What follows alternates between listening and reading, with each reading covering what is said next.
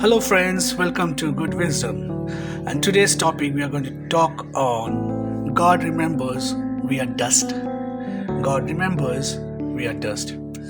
We humans, we have a very high opinion about ourselves. We think ourselves in our own perspective, imagination, fantasies, estimations, high regards that we are something. Some people also have egos that is inflated because they could have done something in their life, they have achieved something. However, God has a different perspective. In Psalm 103 verse 14, it says that for he knows our frame, he remembers that we are dust. It clearly states that we are created from dust. We are nothing else. We are manufactured by dust.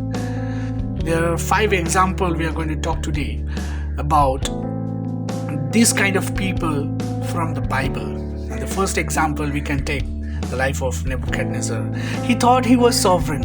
He thought he was almighty because he made his nations a great superpower of his own time. He built magnificent cities with beautiful hanging gardens and considered as one of the 7 wonders of ancient world.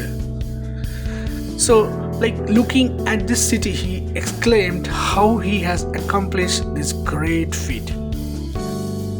Then we see Lord drove him to live among animals until he realized he was just a human. We can see all these details in Daniel chapter 4 verse 30. The second person we can talk about is Pharaoh. He thought that he was divine.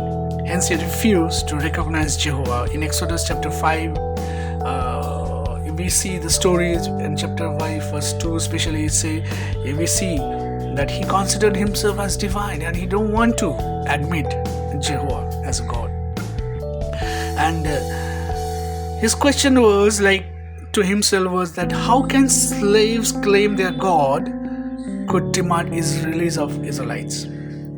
How can slaves claim that their God could demand release of Israelites? That is the question that he was wondering in his mind. He understood that he was connected, pleased with his gods, who can also do miracles to counter Moses.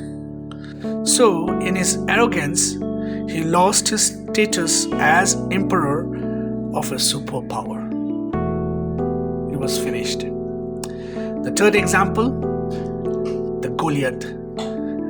He had a huge physical stature and that was a gift of God. His physical strength was impressive. His training was awesome. His experience and expertise were great.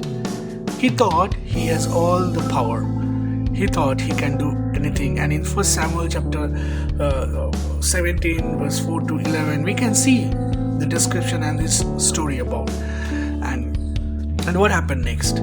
He was a great loser in front of many people. So, and the fourth example and the fourth person we can talk about is Lucifer.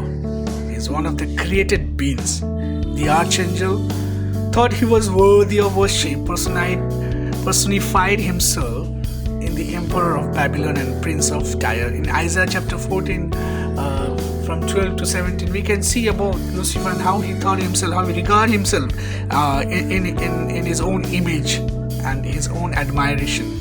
In Ezekiel also 28, if you read, you can read more about this Lucifer. And the fifth and the last one we can say and we can talk about is Herod. Herod failed to give glory to God. He was punished by God. In Acts 12, 18 to 25, we can see this story and his actions, and he robbed the glory of God for himself. That's a very dangerous, and that's the thing that what God hates the most. God does not share his glory with others. Isaiah 42 verse 8, we see about these things. Psalm 2 verse 4 says, Lord, laugh at these men and women. They are just like dust, who arrogate themselves to become divine.